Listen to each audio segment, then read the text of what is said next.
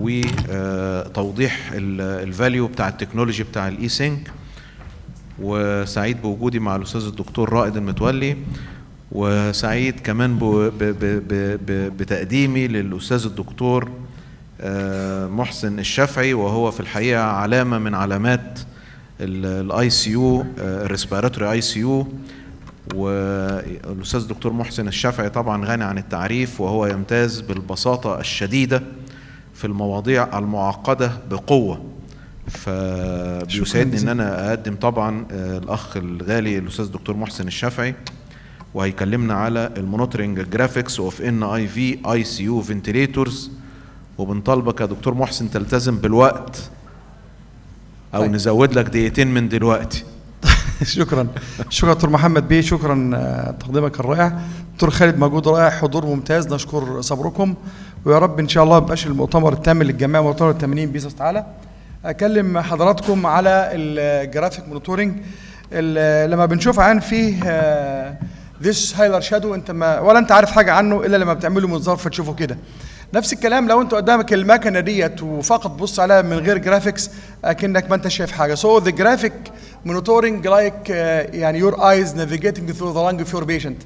مهم جدا جدا ان انا لما ابص امشي في العنايه وابص على المنظر ده منظر غير مقبول جدا ان جاست ما الاقيش فيه جرافيك ديسبلاي، او اشوف نيوميريكال ديسبلاي برضه منظر غير مقبول نهائي. لازم اشوف العين دايما، ما احرمش نفسي من الجرافيك ديسبلاي، لانها يعني بتديني قيمه عاليه جدا جدا في الديسيجن ميكنج. يعني بعدين انا عاوز اقول اي ميكانيكال فيتيشن ايذر انفيزيف اور نون انفيزيف لابد ان يستوي 3 شروط: efficacy, safety and tolerability. اي واحده مفقوده من دوت فانا مش ماشي كويس. انا يعني my objective in this presentation ان انا اتكلم على الفروقات ما بين الانفيزيف والنون انفيزيف regarding الجرافيك مونيتورنج، الجرافيك ايدنتيفيكيشن، lastly value of graphic in decision making in ICU. بالنسبه لي طبعا هو يعني whatever you are ventilating your patient، هي المساله بس مساله انترفيس مختلف. في الانفيزيف انت الانترفيس بينك وبين العين هو تيوب، في النون انفيزيف هو الفيس ماسك والاورنوزال ماسك. بس في كل الاحوال هم يعني يبدو انهم متشابهين لتحقيق هدف واحد: to ventilate your patient safely and effectively as well. المنظر ده هو ده المنظر اللي احنا المفروض بنشوفه. ولو انا هقول نون انفيزيف مونيتورنج، انا عاوز الفت نظر حضراتكم لحاجه، ان لما بنستخدم الاي سي يو فنتليتور از نون انفيزيف في نقطه خطيره جدا بتحصل يا اخوانا. شايفين حضراتكم كلمه ان اي في ديت اللي على الموتور مهمه جدا جدا. ليه بقى؟ ناس كتير جدا بتاخد الفنتليتور تشتغل بيه وذاوت انتراكيال تيوب، وتنسى ان هي تبدا في الاول تفعل النون انفيزيف مود، فالفنتليتور بيشتغل وكان في تيوب، وبالتالي هيديك داتا مختلفه وقراءات مختلفه. فما تنساش في بريز تفعل النون انفيزيف مود ورا ستارتنج. النون انفيزيف فنتليشن ده نون هيرميتك سيستم، يعني فيه ليك، وده فرق كبير جدا جدا بينه وبين الانفيزيف فنتليشن. كمان طبعا ده بيحتاج اكتر تايدال فوليوم عشان بتاع ايفورت اكتر عشان تاخد التايدال اللي انت عاوزه. كمان عاوز اقول ان ده المنظر اللي ممكن يبقى في الليك لما تلاقي فعلا الاكسبيراتوري بارت اوف ذا فوليوم ما بيوصلش البيز لاين. كتير جدا من وده برضو المنظر بتاع الليك لو انت ما عملتش كومبنسيشن كويس وما اخترتش تو ستارت باي نون انفيزيف وسبت الفنتيتور يشتغل وكانه فيه تيوب. وده نفس المنظر بتاع الليك اللي بيحصل فيه في البريشر فوليوم. كمان في نقطه مهمه جدا جدا، يبقى انا الفرق بين الانفيزيف والنون انفيزيف انك انت في نون انفيزيف يو ار ديلينج وذ نون هيرميتك، يعني نون انتك سيستم. الحاجه الثانيه يبقى في اوبستراكشن في الابر اير واي، ويبقى في سايكليك اوبستراكشن على مستوى الجلوتس في العيان اللي مش مركب تيوب، وده بيرفع لك مباشره البيك انسبيراتوري بريشر من غير ما يكون في سبب في اللنج، السبب كلها في الاير واي اللي انت اصلا بتبقى باص لو انت بتركب العين تيوب في الانفيزيف فنتيليشن العادي. كويس. الجرافيك ايدنتيفيكيشن طبعا عارفين ان في بريشر تايم وفي فلو تايم وفي فوليوم تايم، وفي عندنا تو لوبس فوليوم مع بريشر اند فوليوم مع فلو. ده المنظر اللي احنا بنبص عليه حضراتكم. فوق ده البريشر، وبعد كده الفوليوم، وبعد كده الفلو. ده المنظر الطبيعي تماما اللي احنا بنشوفه. وعلى اليمين ده البريشر فوليوم والفلو فوليوم لوب.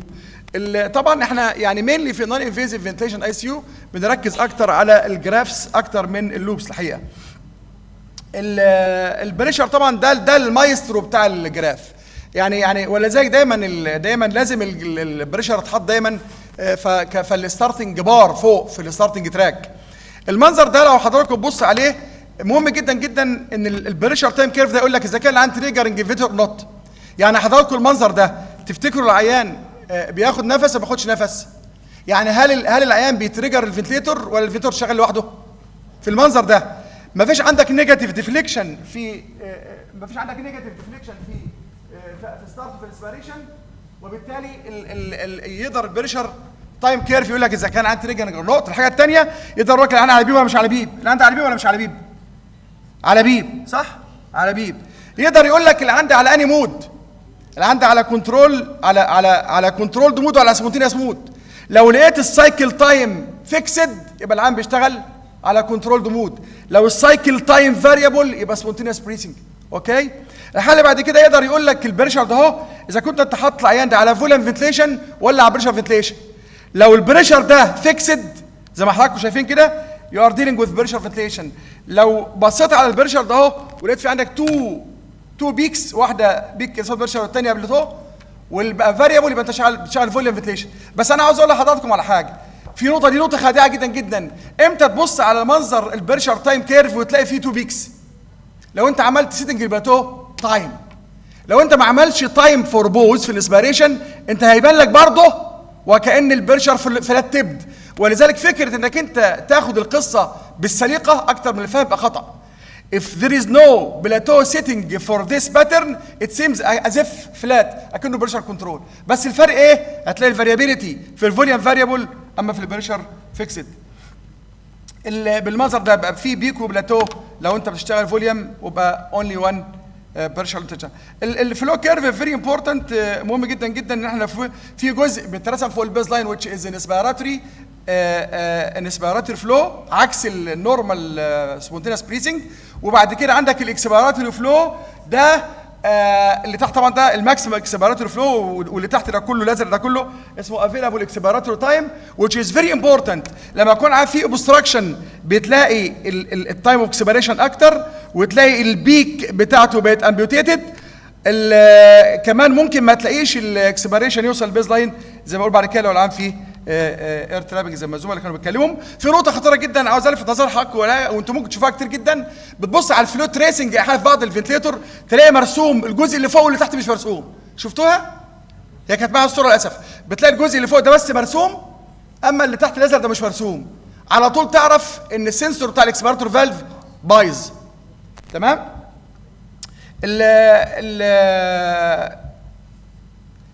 طبعا الفوليوم مهم جدا جدا ان احنا نبص على الفوليوم يكون بيوصل للبيز لاين، مهم جدا. لو لاحظت حضراتكم اللي هو التبد اللي هو التريانجولار باترن ده بنشوفه اكتر في الفوليوم فنتليشن. اما لو لقيت فيه فلات عشان انت في عندك بتهولد البريشر عند الاسبيراتور تايم معين بتشوفه في البريشر كنترول فنتليشن. anyway مهم جدا النقطه اللي عاوز اتكلم عليها بقى يعني هاو تو مانيبيوليت الجرافيك انتربريتيشن ديسيجن ميكنج. مهم جدا جدا ان انا بستخدم الجرافيكس عشان اعرف اعمل تيوننج الفيديو سيتنج واقدر اعمل فيكسنج اللانج ميكانكس اند اتشيفنج بيتر سينكرونايزيشن. ثلاث حاجات مهمين جدا جدا. يعني مثلا يعني ريجاردنج الفيديو سيتنج ايه اللي يخليني اعرف اذا كنت انا مظبط الانسبيراتور تايم كويس ولا لا، اذا كان فلو كافي ولا لا، اذا كان الرايس تايم سفيشنت او اوبتيمال ولا لا، اذا كان الاكسبيراتور ريسستيفيتي مظبوطه وماتشت مع العيان ولا لا، اذا كان التايدال فوليوم مناسب فور انتراكال تيوب ولا لا، اند لاستلي ديتكتنج البيب اند اتس افكت اند كومبنسيت. مهم جدا تعمل بتشوف الكلام ده. انا بص حضراتكم على المنظر دهوت اللي احنا شايفينه ده. لما انت تبص مثلا على الفلو تايم كيرف بص حضرتك انت شايف هنا ايه؟ انت شايف التايم ده كله في جزء من التايم مش مع فلو ده وسط التايم مع الكلام حط الصوت تايم كبير ولا قليل؟ كبير ملوش لازمه. تمام؟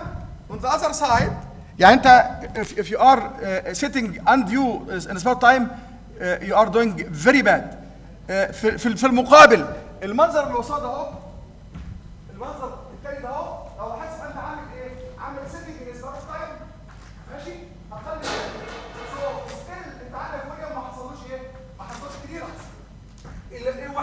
يقدر يقول لك هتظبط ازاي السبارت تايم هو الفلو تايم كيرف. ازاي؟ انك انت لو انت بصيت لقيت انت بقيت بالمنظر ده اهو، شوف حضرتك هنا ايه؟ يا دوبك السبارت تايم اندنج ها ده بس واحد احسن منه كمان يعني بيخلص مباشره الاسبارات الفلو ويبدا على طول مباشره الاكسبيريشن. زين يو ار زي المنظر ده بالظبط كده.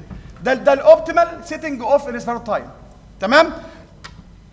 طبعا عارفين حضراتكم انت هتظبطوا الاسبارات تايم لو في البريشر فنتليشن انت بتظبطه بالزرار في البريشر كنترول فنتليشن. طب لو انت هتظبط الاسبارات تايم على فوليوم فنتليشن تظبطه ازاي؟ بالعلاقه المحترمه بين الاسبارات تايم يساوي التايدال الفوليوم فوق على الفلو. لو انت عاوز تزود الاسبارات تايم هتعمل ايه في الفلو؟ ها؟ هتقلله والعكس. لو انت عاوز تقلل الاسبارات تايم بتزود الفلو في الفوليوم. اللي يخليك تاخد القرار ده مين؟ لما تبص على الفلو تايم كيرف. تمام؟ ده بالظبط الاوبتيمال فلو. ده كان فيديو بس الاكسبيرت تارجت سنسيتيفيتي لو العيان عندك على سبونتينس بريسنج وبينهج انا اقدر اقلل الريت بتاعه. اقلله ازاي؟ ان انا ادي مور تايم فور مور فلو وبالتالي ازود الريسبات تايم فاقلل الريت والعكس زي ما حضراتكم شايفين كده عشان ما ناخدش وقت. طيب طبعا الاير ترابنج والقصه بتاعته لما انت بتبص على لو انت بتبص على الفوليوم تايم كيرف ولقيت الديسندنج بارت او الاكسبيرت بارت الفوليوم ما وصلش للبيز لاين فده قدامك حل من انت في عندك جزء ما طلعش بره في النفس اذا ان هو ليد اور تراب اللي هيفرقك منهم مين بقى بعد كده؟ الفلو فوليوم البريشر فوليوم لوب. انما لما لازم الجزء الازرق بتاع الفوليوم يوصل للبيز لاين. لو ما وصلش يبقى فيه جزء مفقود ايذر ان هو ليكد اور تراب. ما حدش هيديك برضو المعلومه ديت غير الكيرف. طبعا الاوتو بيب والقصه شهيره جدا انتوا عارفين احسن مني. المفروض الاكسبيراتو بارت اوف ذا فلو يوصل البيز لاين. لو ما وصلش البيز لاين يبقى زي ما انتم شايفين كده يبقى في اير تراب. اند باي ذا واي بتلاقي دايما البيك اكسبيراتوري فلو اللي هو الجزء اهو الجزء ده بيبقى قليل اول ما تدي برونكو بريتو بتبدا ينزل تحت وكده. طبعا هو الاير ترابنج فيري امبورتنت تو ترمينيت لانه بيزود ورك اوف بريسنج وبيخلي العيان في عنده بروبلم في الوينابيليتي. زي ما حضراتكم شايفين كده ما بيوصلش انا طبعا ده حاجه شهيره جدا انك انت سولف ذا اوبستراكشن وانك انت بتقلل التايدال فوليوم او انك انت تزود الاكسبيرت تايم عشان تحاول تحل المشكله. المهم الليزر ما بشاور بس اوكي هيضيع بقى الوقت انت عشان خاطر الدكتور خالد. الاوفر ديستنشن يا اخوانا في منتهى الاهميه وده بيحصل اكتر معلش الاوفر ديستنشن بيحصل اكتر للامانه في العيان الانتوبيتد سبيشالي لو انت يعني حاطط العيان قريب من برونكاس بتحط له تيوب فيها بتلاحظ حاجه بتلاحظ ان في اوفر شوتنج في البريشر في اوفر شوتنج في البازر ده بنشوفه كتير جدا لو احنا عاملين قريب من ستيم بتاع دوت بيحصل فيه اوفر شوتنج في البريشر ده بجد وبيحصل اللي بيحصل فيه بيكينج في الاسبيرات فلو ماشي. طبعا وطبعا لو احنا عملنا البريشر فلو يبقى فيه اللي هو الديستندد لانج. ده طبعا عندي كان في ليك في الاول. انا الانسبيراتور رايس تايم طبعا في الاوبستراكت لانج ديسيز لازم يبقى سريع عكس في الريستيف لانج ديسيز بيبقى سلو. الفيكسنج لانج ميكانكس طبعا انتوا عارفين حضراتكم المينلي عندنا مشكله الريزيستنس والكومبلانس ولازم كلنا نبقى متذكرين المنظر ده اهو ان الكومبلانس هو الديفرنس بين البريشر او الديفرنس اوف فوليوم على البريشر. الريزيستنس اللي هو الديفرنس اوف بريشر على الفلو. مهم جدا الكلام ده مهم جدا جدا. لو المعادله ديت مش في دماغنا مش هنعرف قد كده نتصرف ازاي. طبعا حاصل ضربهم الاثنين هو التايم كونستانس which is required to fill or imitate 63% of the alveoli وطبعا بنقدر نستخدمه كويس في الالارمنج انكريزنج. لو انت عندك ديك الارم انكريز بيك بريشر فانت قدامك مشكله في اثنين either you have problem in your patient namely increasing resistance or reducing compliance او انك انت عندك مشكله في المكنه انك انت عامل bad setting by increasing volume or increasing البيب. طبعا ده المنظر ده برضه شهير جدا جدا if there is no increasing plateau and increasing beep موستلي اور ديلينج وذ بروبلم اير واي، تبص بقى في سكريشن، تبص العيان مناخيره مكتومه، تبص اذا كان في اوروفانكس انفلاميشن او تيفر. ده بالنسبه. اما لو كان البلاتو بريشر زايد اند ذير از ديفرنس لو ديفرنس بين بيك اند بلاتو اللي هو الدرافيك بريشر قليل، غالبا في مشكله. العيان في نيموثوركس، العيان في بالمونر ايديما، العيان في كولابس او وات ايفر. لما يحصل فيه ماركت ديستنشن او ويتفصل الانسبيراتوري بارت الانسبيريشن عن الاكسبيريشن بالمنظر ده، يبقى انت في عندك ريزيستنس عاليه جدا. وانا يعني البيتر سينكرونايزيشن مهم جدا جدا. ان احنا نقول ايه، ان في نقطه مهمه جدا بالنسبه على الانفيزيف.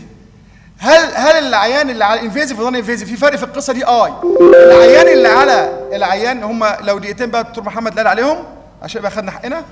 العيان اللي هو على النون انفيزيف فنتيليشن، انت عندك فيه ميزه وعيب. تفتكر السينكرونيزيشن فيه يبقى احسن ولا اوحش في العيان اللي هو على النون انفيزيف؟ والله ممكن يبقى اوحش واحسن. العيان يبقى اوحش لو هو اوفر ديستريس وانكشس قوي، هيضايقك جدا. العيان اللي هو معقول هيبقى الكوميونيكيشن بتاعه احسن، هيبقى احسن بكتير جدا في التعامل مع الديسينكرونايزيشن او لا سينكروني عن العيان اللي مركب تيوب، لان الكوميونيكيشن مع العيان مركب تيوب اصعب بكتير جدا من نون انفيزيف.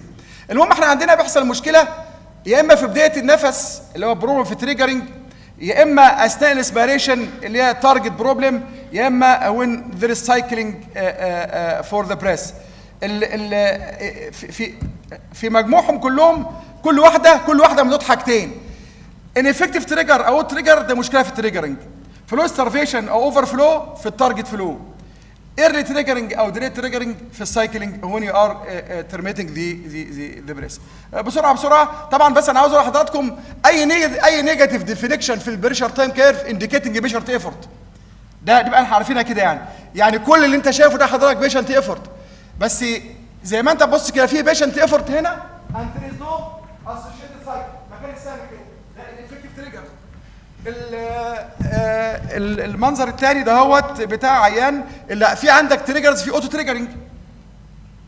هنا عيان في عنده برضه نون افكتيف تريجر، يعني there is no negative depression, there is no effort في دلوقتي كل نفس. تمام.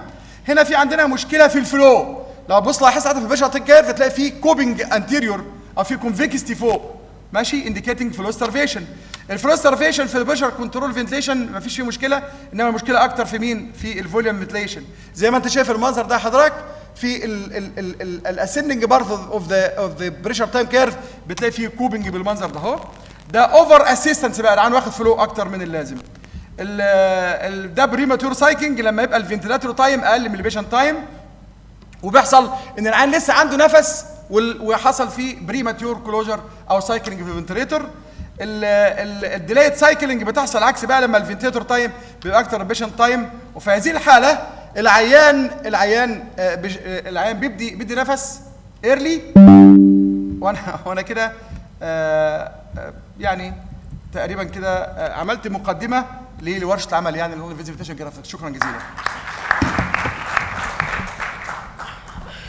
طبعا اشكر استاذ دكتور محسن على المحاضره الرائعه. احنا طبعا الجلسه دي فعلا تستحق هي ورك شوب، وطبعا هنستكملها. هو ده كلها براكتس، كلها كلام في السيتنجز والجزء اللي بيفيد الناس في تشغيل اجهزتهم في الرعايات.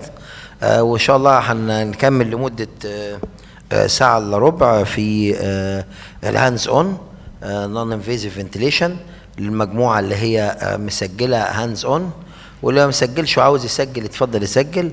الورشه هناك قاعه المواجهه الناحيه الثانيه، اتفضلوا. والمجموعه اللي مكمله معانا مكمله في المحاضرات. السيشن دي عن الهيمودايناميك اسبيكتس في الاي سي يو. تمام. اتفضل دكتور. بعد الجلسه دي ان شاء الله هنختم اخر جلسه الاخيره ويبقى كده تمام الحمد لله. اليوم تمام ان شاء الله. طب بندعو رؤساء الجلسه الحاليه اللي جايه ان شاء الله القادمه: الاستاذه الدكتوره مها غانم، الاستاذه الدكتوره ريم القرشي، الاستاذه الدكتوره علاء رشاد، الاستاذ الدكتور اشرف المراغي، الاستاذه الدكتوره مروه عبد الراضي.